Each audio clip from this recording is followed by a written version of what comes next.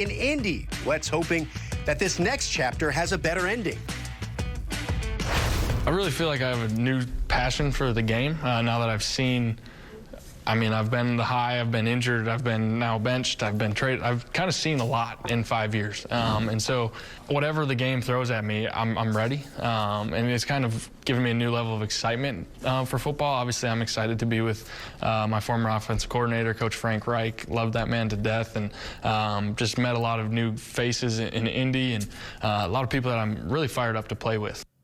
All right, guys, Baldy, you know the Philly media can be blunt at times. James, your dad's been a part of that Philly media for years. But Carson's play towards the end gave them good reason to be. Will a fresh start in Indy get Wentz back to playing at that MVP caliber level? I don't think this is just as easy as putting a different uniform on with a coach that he likes. There was a lot of dysfunction on Carson's part. Whether it was his inability to communicate and really galvanize the team around him, that's the quarterback's job. Build the relationships, keep them going. You just can't shut down the way Carson did in Philadelphia last year and just not have relationships. So, look, fresh start's a good thing. This is a playoff football team that the Colts have. They were the 9th best offensive football with Phillip Rivers at quarterback at his age and no ability to run. They were the 9th best offensive football. Frank Reich has a commitment to the run game. It's undeniable, and that's going to help Carson. I think he's got a lot of young talent around him that should excite him. They'll be in a 3 tight end offense. They won a Super Bowl with a 3 tight end offense. Carson will like that. They got studs on defense. They're a very good football team. His job is to not just win this job, but elevate the team around him and get them back to the postseason and start winning in the postseason, because that team is built for the postseason right now. And, Baldy, you're so right about what he has to do for the environment that's around him. Frank Reich has talked, obviously, at length this offseason about his relationship with Carson Wentz. They stayed in touch in the years when they were not even within the same organization, texting back and forth. That's a relationship we see as the one that Carson Wentz wanted. And if you talk to people that have worked with Wentz in the past, they'll say this is the perfect spot for him if he's going to change it. But to your point, Reich also says repeatedly it's what he does with his teammates, which is more important than my relationship with him right now. That's something that needs to adapt and grow as he spends this offseason with those players. And they have spoken glowingly about him. Obviously, that's what players are supposed to do about their quarterback, but it's almost been above and beyond in some instances, which is a little bit interesting. But this is a fresh start for him, and coaches that have worked with him in the past have been frustrated at times. This could be the one guy that always finds a way to get to Carson Wentz's mindset. Potentially, this could be the great landing spot for him. And Baldy's exactly right. That running game is dynamic with multiple pieces that play the position differently that can help him out. That left tackle spot's one early on in the season, though, Omar, we do have to keep an eye on before Eric Fisher gets healthy. Yeah, you can argue that. Hello and welcome into NFL Total Access. I'm Omar Reese. Lots to talk about regarding Carson Wentz and his extreme makeover quarterback edition, plus Dak Prescott's prediction for Cowboys fans. But first, some news on the Washington football team. And for more on that, let's bring in Mike Garafolo. Mike, the NFL launched an investigation late last summer into allegations of harassment and workplace misconduct. And today, the NFL handed out a record-setting fine. What more can you tell us about that? That's correct, Omar. Today, the NFL announcing the outcome of the investigation conducted by independent counsel Beth Wilkinson and Commissioner Roger Goodell, finding, according to the league's release, quote, that for many years, the workplace environment at the Washington football team, both generally and particularly for women, was highly unprofessional. Bullying and intimidation frequently took place. Many describe the culture as one of fear. The league saying that Dan Snyder, who oversaw all this, has acknowledged his role in it. Snyder releasing a statement earlier today as well, saying that he expressed remorse for those who experienced any traumatic instances. So the league fining the Washington football team $10 million. That money will go toward organizations committed to character, education, anti-bullying, and the like. Also, 10 recommendations from Wilkinson for how to change the environment. They include protocols for reporting workplace misconduct, as well as a more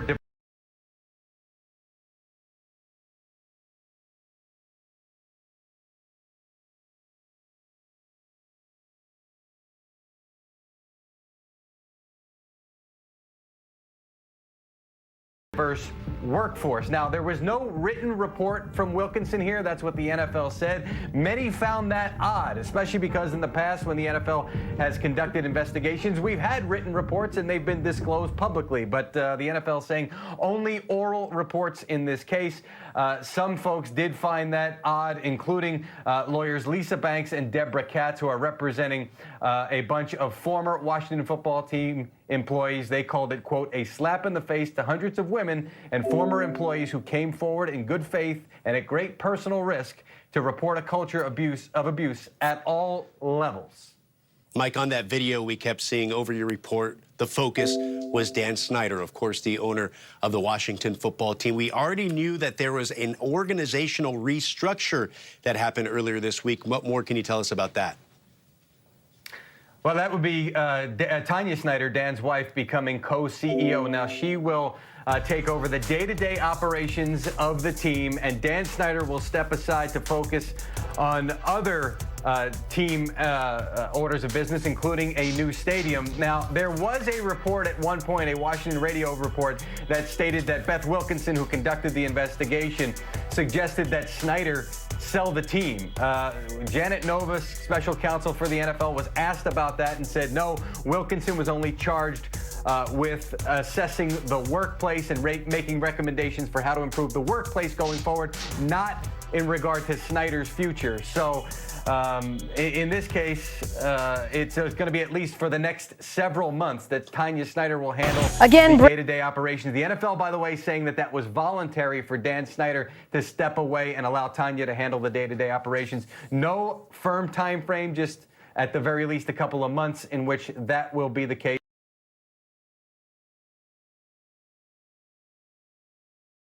Tanya Snyder running the day-to-day operations. But in the end, Dan Snyder gets to keep the team, and I suppose that is the headline for a lot of folks here who believe that maybe that should have been the penalty in this case, but Commissioner Roger Goodell not agreeing with that.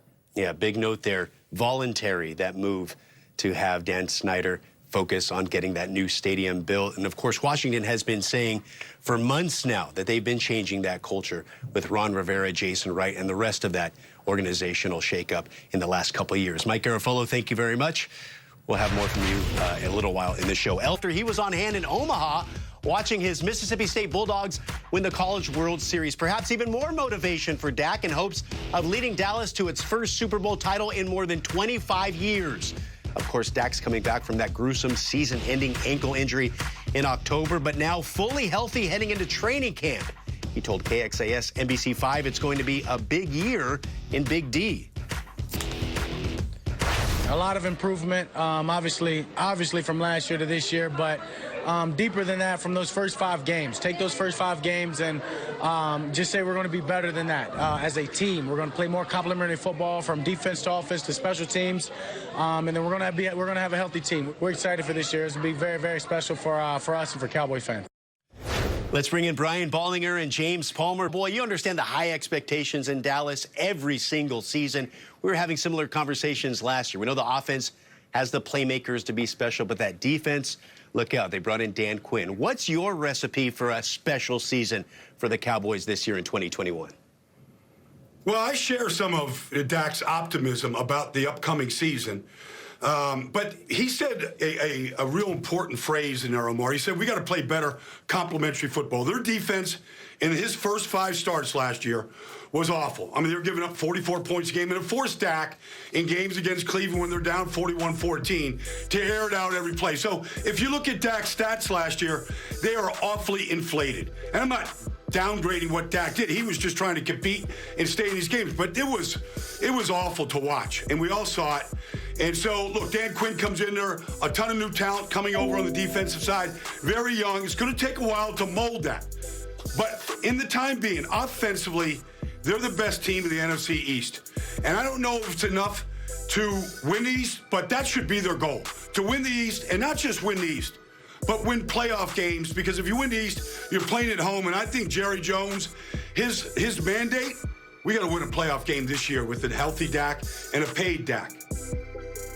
Well, you're exactly right. I don't think Mike McCarthy was brought in by Jerry Jones just to make it to the playoffs. It was to win playoff games. And you look at the way they're lined up this year, they have the second easiest schedule in all of football. This is arguably the worst division in all of football, and they have hands down the best quarterback in the division by far, and 8 of their first 9 games are against teams that didn't make the playoffs a year ago. So they're set up well, specifically for this defense to hopefully get rolling early with their 3rd defensive coordinator in 18 months. But to me, also helping out that defense could be potentially running the football a little bit more. You heard all those numbers that Baldy had to throw out there because they were throwing the football so much to stay in these games. Well, Ezekiel Elliott has a bit of a chip on his shoulder this offseason, Omar, and a lot of reports out of Dallas is that his feet are a lot quicker than they have been in the last couple of years.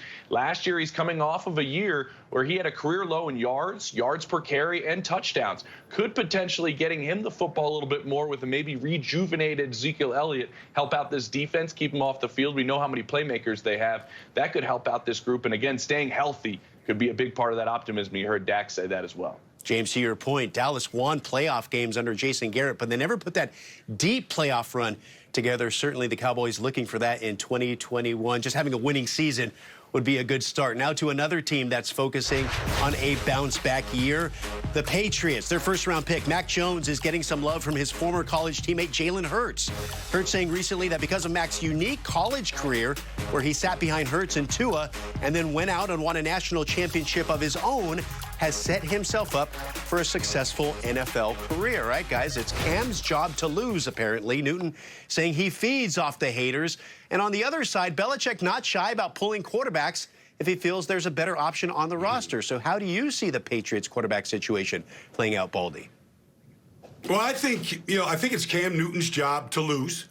I think whatever Cam Newton has left, we're going to see the best of it. The roster around him has been greatly improved, not just offensively with weapons, but defensively. They're a much improved football team around the quarterback. Now, Cam was benched twice last year. He was benched against the 49ers at home, benched at home in Week 16 against Buffalo. He just wasn't moving the team. He was making way too many errors. Now, Mac Jones comes in. I've never seen a quarterback complete 78% of their passes at any level. High school, college, pro, I've never seen it. We watched Mac Jones do it this year. I mean, if he's out there and he's completing passes around the yard out there at Gillette Stadium all preseason long, I mean, maybe there'll be a push to get Mac Jones on the field. But I think for right now, the way that Cam Newton can really help out a running game, the way that he did it last year, and the weapons around him, it's his job to lose right now. And, Baldy, when you look at the way the offseason went, I think there's a few things that we were made clear of. And that's, one, this is Cam Newton's job until somebody beats him out, and that has to happen. 2, what Mac Jones did during this offseason, OTAs and minicamp, can't really be ignored. And I think that doesn't mean he's going to take the job right now, but he did open some eyes in New England with the way his decision-making improved over those 4 weeks, the way he was decisive with the football, and they did not handle him with white gloves. Talking to people in New England, they really wanted to push him and try to get him ready as quickly as possible. It's something Bill Belichick likes to see with him and his staff, and they've been working on that very hard with Mac Jones. So I do think the accuracy issues and the inconsistent play that Cam Newton had a year ago, if you see that again over the length of training camp for periods of time, that would open up the door for Mac Jones a little bit. But one thing he has to do, Omar, is protect the football. Through a couple of picks during the offseason. Again, that's a learning portion of time. That's a time where everybody's picking up the playbook. But at the same time, if he protects the football and is accurate with the football, we know that's a recipe that Bill Belichick does like if Cam Newton sputters in any sense. Yeah, obviously the Patriots need improved quarterback play. On paper, they've dramatically improved that roster, hoping to pull it all together and get back to the playoffs. Now to a quarterback I know you both are familiar with in Carson Wentz, who had a roller coaster of a first act in Philly, and now he's been reunited with his former OC in Frank Reich in Indy. Wentz hoping that this next chapter has a better ending. I really feel like I have a new passion for the game now that I've seen. I mean, I've been the high, I've been injured, I've been now benched, I've been traded. I've kind of seen a lot in 5 years. And so whatever the game throws at me, I'm ready. And it's kind of given me a new level of excitement for football. Obviously, I'm excited to be with my former offensive coordinator, Coach Frank Reich. Loved that man to death, and just met a lot of new faces in Indy and a lot of people that I'm really fired up to play with. All right, guys, Baldy, you know the Philly media can be blunt at times. James, your dad's been a part of that Philly media for years. But Carson's play towards the end gave them good reason to be. Will a fresh start in Indy get Wentz back to playing at that MVP caliber level? I don't think this is just as easy as putting a different uniform on with the coach that he likes. I mean, there was a lot of dysfunction on Carson's part. I mean, whether it was his inability to communicate and really galvanize the team around him, that's the quarterback's job. Build the relationships, keep them going. You just can't shut down the way Carson did in Philadelphia last year and just not have relationships. So, look, fresh start's a good thing. This is a playoff football team that the Colts have. They were the 9th best offense in football with Phillip Rivers at quarterback at his age and no ability to run. They were the 9th best offense in football. Frank Reich has a commitment to the run game. It's undeniable, and that's going to help Carson. I think he's got a lot of young talent around him that should excite him. They'll be in a 3 tight end offense. They won a Super Bowl with a 3 tight end offense. Carson will like that. They got studs on defense. They're a very good football team. His job is to not just win this job, but elevate the team around him and get them back to the postseason and start winning in the postseason, because that team is built for the postseason right now. And, Baldy, you're so right about what he has to do for the environment that's around him. Frank Reich has talked, obviously, at length this offseason about his relationship with Carson Wentz. They stayed in touch in the years when they were not even within the same organization, texting back and forth. That's a relationship we see as the one that Carson Wentz wanted. And if you talk to people that have worked with Wentz in the past, they'll say this is the perfect spot for him if he's going to change it. But to your point, Reich also says repeatedly it's what he does with his teammates, which is more important than my relationship with him right now. That's something that needs to adapt and grow as he spends this offseason with those players. And they have spoken glowingly about him. Obviously, that's what players are supposed to do about their quarterback, but it's almost been above and beyond in some instances, which is a little bit interesting. But this is a fresh start for him, and coaches that have worked with him in the past have been frustrated at times. This could be the one guy that always finds a way to get to Carson Wentz's mindset. Potentially, this could be the great landing spot for him. And Baldy's exactly right. That running game is dynamic with multiple pieces that play the position differently that can help him out. That left tackle spot's one early on in the season, though, Omar, we do have to keep an eye on before Eric Fisher gets healthy. Yeah, you can argue that maybe the Eagles kept together that Super Bowl 52 winning roster a little too long. The cupboard was bare toward the end of Wentz's tenure there. The Denver Broncos are in the middle of a quarterback camp battle between Drew Lock and Teddy Bridgewater. Whoever wins the job will be tasked with navigating the team's toughest 4-game stretch of the season in weeks 4 through 7. Let's go! Let's go! Let's do it! The stretch starts with consecutive games against AFC North opponents. First, taking on former MVP Lamar Jackson and the Ravens before visiting 2-time Super Bowl champion Ben Roethlisberger and the Steelers.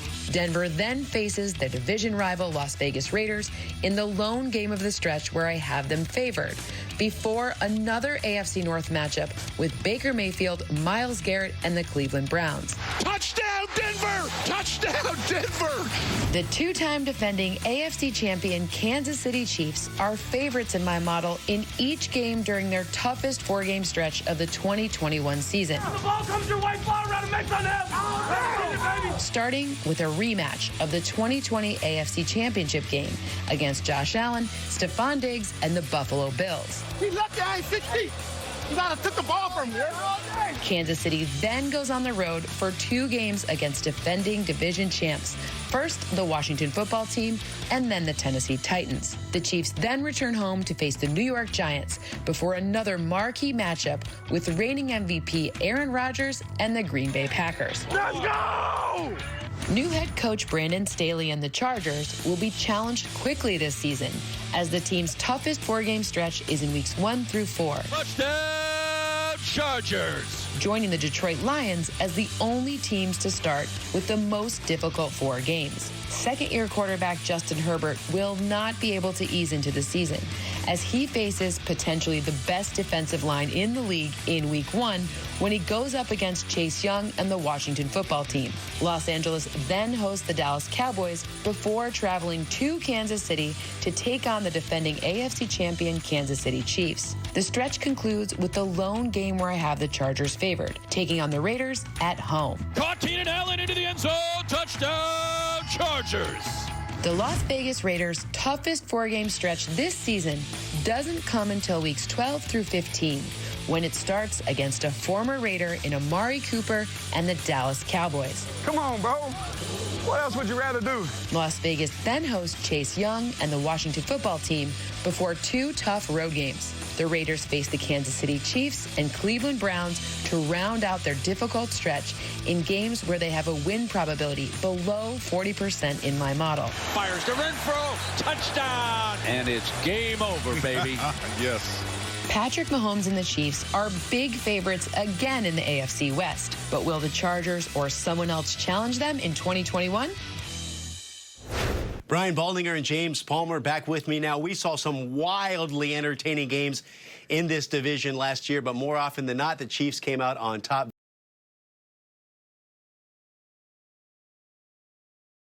Very much kings of the hill in the AFC West. But Chargers DB Chris Harris making some noise about the Chargers, saying the Bolts could be a problem with Derwin James back on the field. Baldy, with a 17-game schedule and the expanded playoffs now, what are the chances we see two teams come out of the West for the playoffs? It's been a while, Omar, but I believe it can happen this year, and I believe that second team, to me, can be the Chargers. I mean, obviously, Justin Herbert is out. But what Brandon Staley did last year with the Rams, it cannot go unnoticed. He took the Rams defense that went from number 17 in 2019 to number 1. Now, if they make some kind of a jump like that with the Chargers, with a healthy Derwin James, a second-year Kenneth Murray, drafting Asante Samuel, a healthy Joey Bosa, on and on and on. I mean, if they make a jump into the top 7 defenses this year, which is entirely possible the way Brandon Staley empowers his players to really take a hold of the defense, I think the Chargers can make that run. And so I think offensively, they're going to be good. But defensively is where I'm really interested to see what kind of a jump this team can make. I believe Derwin James can be that Jalen Ramsey that we saw a year ago with the Rams. That type of an impactful player.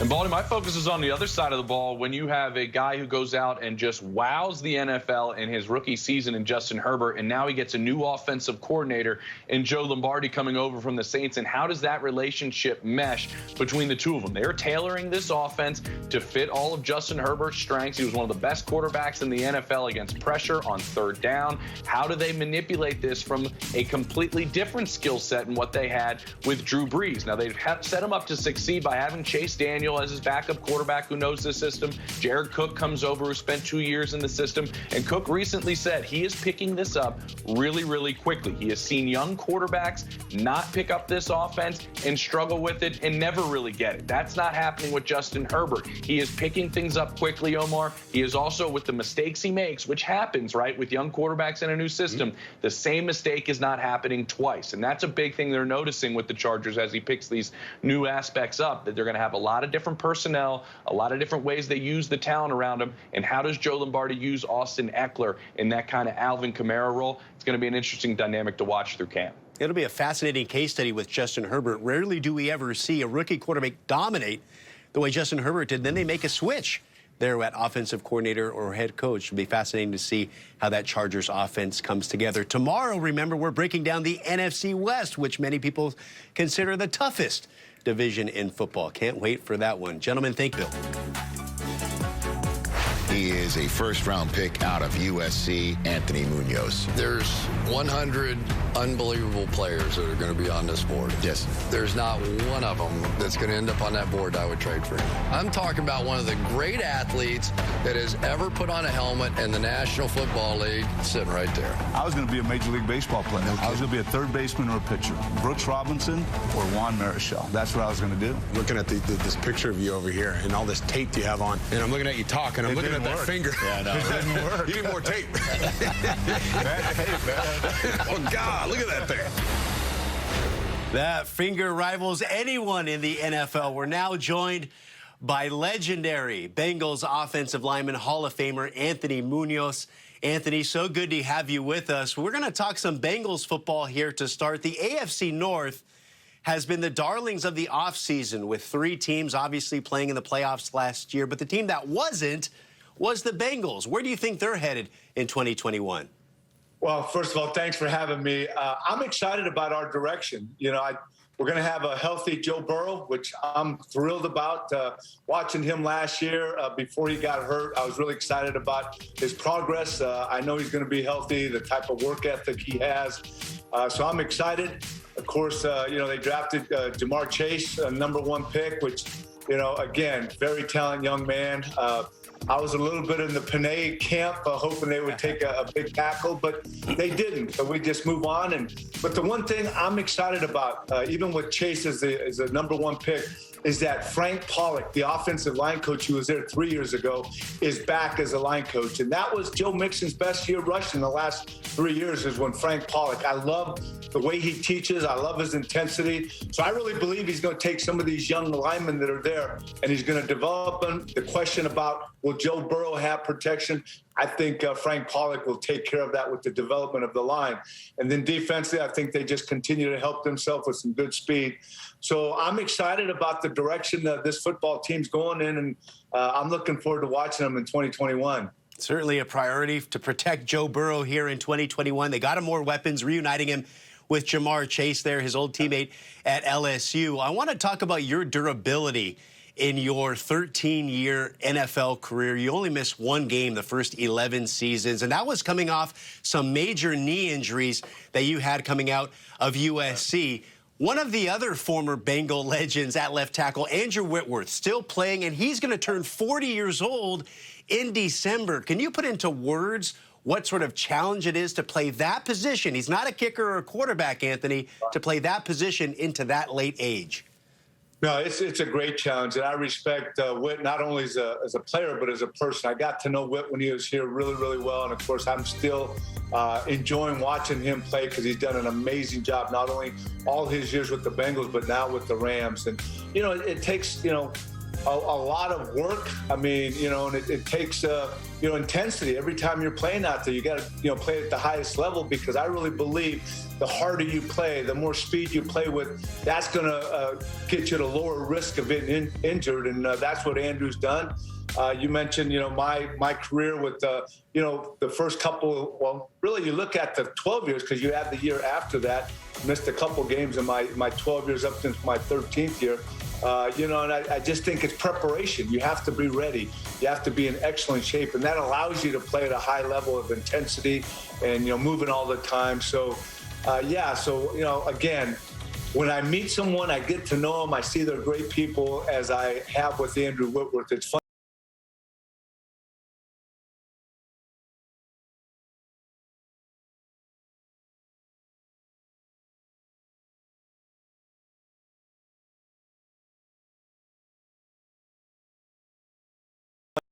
Of everybody. And, for me, having a chance to go back to Southern California, I was in